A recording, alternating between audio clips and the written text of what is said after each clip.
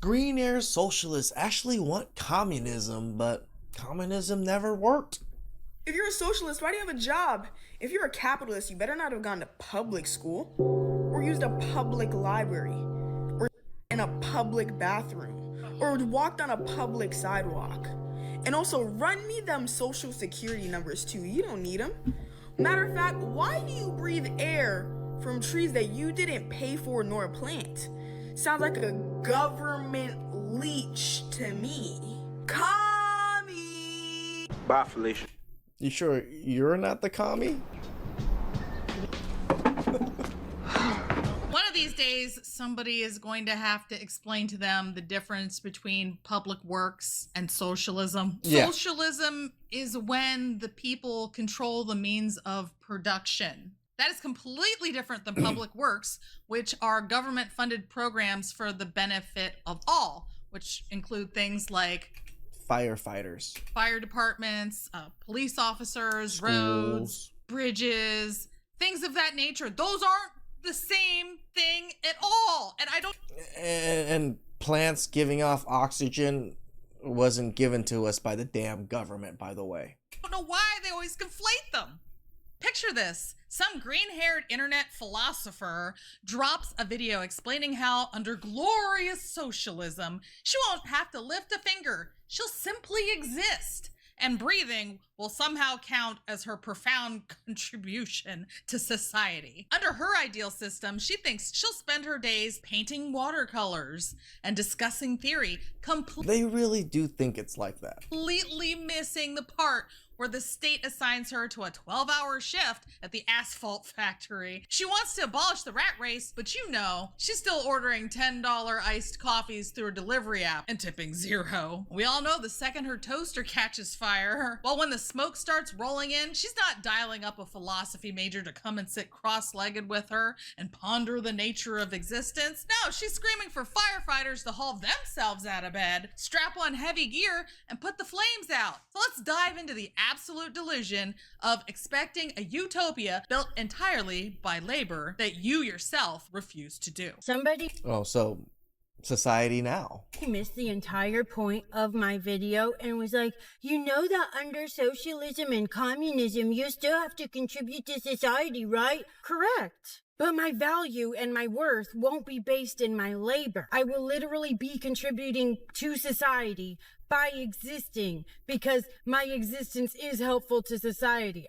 Your only contribution to society is pure entertainment for working people. Thanks, keep up the great work. And we continue to see the results of what happens when you give everyone a trophy. Does she have like a fuzz patch right here? A peach patch? Like, come on, man. And everyone thinks that they are special and wonderful. You still have to contribute. You still have to do something. And just existing is not an actual contribution. If you have a fire, you want a fireman to show up to your home. Well, what if he took that he has same a attitude? job. Well, you know what? He's not going in. He's just existing because that's all he needs to do. And so then what happens? Your home burns to the ground? Are you going to be okay with that? What happens when you want food and the farm? This reminds me of The Simpsons, of the one episode where they all just took Bart's advice. It's like, oh, I forgot what it was, but I didn't have somebody else do it or something like that.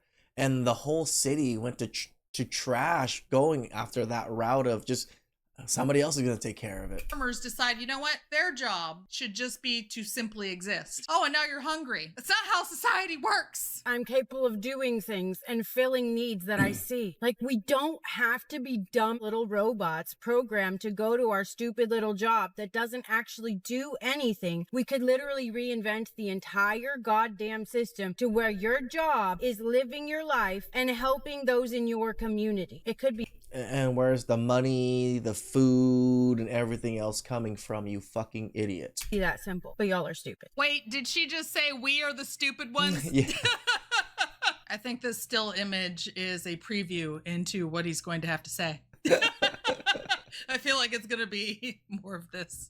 You could still own a car under socialism. You could still own a house under socialism. You just couldn't own 10 houses and live in one and then rent the other 9 out for profit, because your right to own multiple properties and then use them to generate profit for yourself is not more important than people's right to have access to a necessity of life like housing. Of course, the reality is that you will own nothing and you will not be happy under socialism. My goodness, Correct. what happens is the people are never the ones who wind up with anything. And if you're talking about home ownership and controlling that, then that's communism. That's not socialism. Socialism is the workers owning the means of production. Communism is when you bring in the workers. Ultimately, it winds up being the state. They own the housing. So no, you won't own, like under your type of socialism, which sounds like communism. If you're That's what I said. They think socialism is communism. They mistake the two. controlling what people can't buy and own. And my bitch ass coming from a communist country.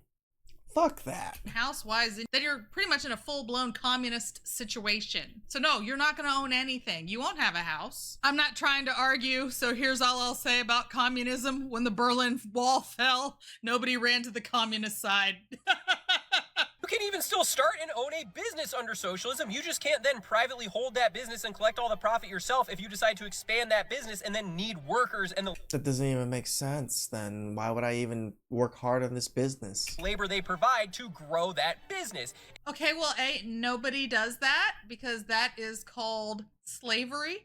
And that's been outlawed for a very long time. Yeah, people pay their workers. If you have to hire people to work in your business, they deserve an equal share of the profit because their labor generates that profit. I love See, non-business owners are fucking idiots when they think this way. You don't think the effort of me putting up capital, the effort of me thinking of the business, taking the risks and everything, so they just work for me and they get profit share? What the actual fuck? how these people love to collectivize the profits, but nobody wants to collectivize the losses. A friend of mine who started out with absolutely nothing, came from a poor family, went to a horrible inner city school. He had a dream, and it started when he was fairly young. He wanted to own a Ferrari and he wanted to own a restaurant. And so he started in high school busing. My dream was a Porsche. I have a Porsche. I have the donut shops, right? It takes a long time to achieve those goals. Tables, and he learned the business, the restaurant business, from the ground up. Why do you guys think I have a damn donut shop? I didn't go buy a business that I didn't know, that I thought was just going to be trendy, that I thought was, you know what? I knew, I got a business that I knew. I got a business that I have massive support for. I have a business that I have hundreds of years of knowledge on if you combine all of my family members' knowledge of this business together. So it just made sense to jump into a business that I already have a lot of knowledge of. I know how it operates. I know a lot about the donut shop business itself. I may not have ran one in a long time, but it just makes sense because I grew up in it and got the skills from it, being immersed in it, and then now I'm able to be an owner myself. Because a lot of times you'll see people, they'll just wake up one morning and decide that they want a restaurant, and the restaurant business, for some odd reason, seems super easy to a lot of people. I don't know why. It's the But worst you'll see one. so many people with no experience in the restaurant business. Restaurants are like what, like 95% going to close down after the 3 years? Restaurants are the worst. Business, just start a business and then the restaurant fails and everyone has, the surprise Pikachu face going on because it's like, oh, I started this business and I had no idea what I was doing and it failed. No, not this guy. He, like I said, came from nothing. nothing, worked from the ground up, and nobody was mentoring him. He learned every aspect of that business, and he had the initiative, he had a lot of drive, and he took a lot of risks all on himself. And I'd say maybe about 7 years ago, he bought that Ferrari that was the poster on his wall. Like, as a child, he has that now. And I am very happy for him because he earned that. But people like him would take that away, and not understanding that he's not cut from the same cloth that my friend is. Not everybody has the ability and the drive and the motivation to start a business. And not everybody is willing to risk that much. To be an innovator, to create something that everybody wants, but very few people know how to go about creating. They don't care about the sleepless Shout outs to your friend, Red. nights. They don't care about the times when you worked 24-hour shifts. They don't care about the time that you had to put your house up as... We care. I'm not saying we don't care. Like, of course, you think I'm like, oh yeah, fuck, she called off. Now I gotta fucking fill in the shift. I just worked 12 hours already. Now I gotta fucking take care of this. You think I want to do that shit? No. But it's necessary. As collateral. They don't care about the time you had to take out loans to make payroll for everyone. They just see the end product and they say, give me that, that's mine. I should have that. I, who worked for none of this, should have what you earned. And there's no excuse to behave like this in America, because there is nothing stopping him from going out and working hard and creating his own business outside of just motivation. And we know this because we see this all the time. We see people immigrate from other countries. They come here with nothing, and they... Hey, shout out to you for talking about the immigrants. I think immigrants just have such a better work ethic than so many Americans, because they come from poverty. And when you see the opportunity that it's here from the poverty that you used to be, you work fucking hard. Build businesses and they're successful. They pull themselves up out of poverty. They build stuff for their children and they secure their futures. And there's no place on earth where it's easier to do that than right here. And this is why it's just so infuriating to see people who are allergic to work complain when they have so much opportunity. There are people who would give anything to come here to have just the chance. We see it now. Look at all the immigrants trying to come into the United States. This is why I always say, like, people are like, oh, I hate this country, I want to leave. Go join all those other people then, right? Look at all these people dying, murdering people, and doing all these things to try to get into our country, and you hate our own country and want to leave. No one's stopping you. Yes, it's success. People have success right there under their noses, and they won't take a whiff. Ownership of businesses and the more equitable distribution of wealth to we the workers and the people of the world would enable us to all have more. We would actually have more material goods in our life and be more fulfilled. See, all they want is more material goods in life. You heard this motherfucker. Right now under capitalism, we really don't own anything. Who owns your house? Is it the bank or is it you? Who owns your car? Again, is it a bank or someone giving you a loan, or is it you? I own my car. My car's paid off. Yeah, I don't know why. It takes a while to pay off those loans, but once you do, it becomes yours. Why he's acting like you can't work for things and pay things off and own them. On the flip side, you could also save. You could just save up and buy something outright in cash. We have options. It's a wonderful country. People are so ungrateful. It's funny because other countries don't have finance the way we do.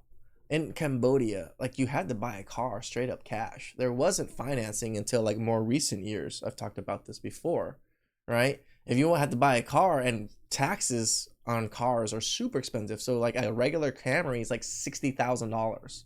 You had to buy that straight up cash. No loans, no financing, no nothing. Necessities of life like food, water, and housing and healthcare do not need to be commoditized and sold back to us for a profit so that an ultra small group of hyper wealthy elites can become even richer.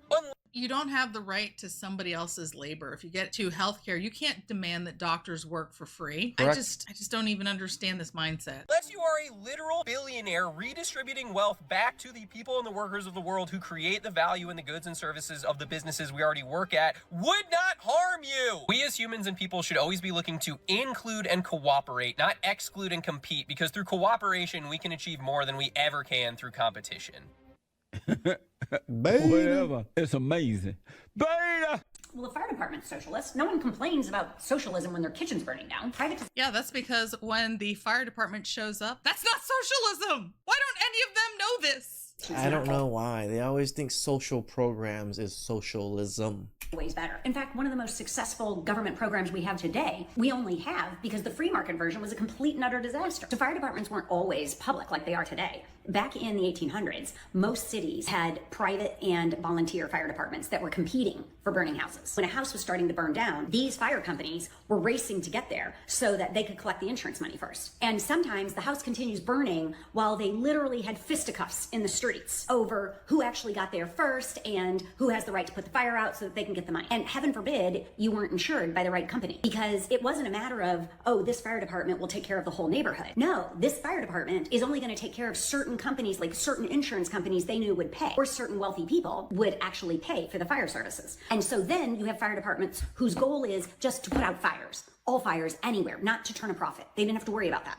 They only had to worry about getting out there as fast as they could, whoever could get there and get the fire put out. And not only did the fire departments become socialized for the citizens, but they're Nothing that she just talked about had anything to do with the workers owning the means of production. Also the employees are hired by the government, trained by the government. They have amazing government benefits like health care, like all of us should have. So it's just the government.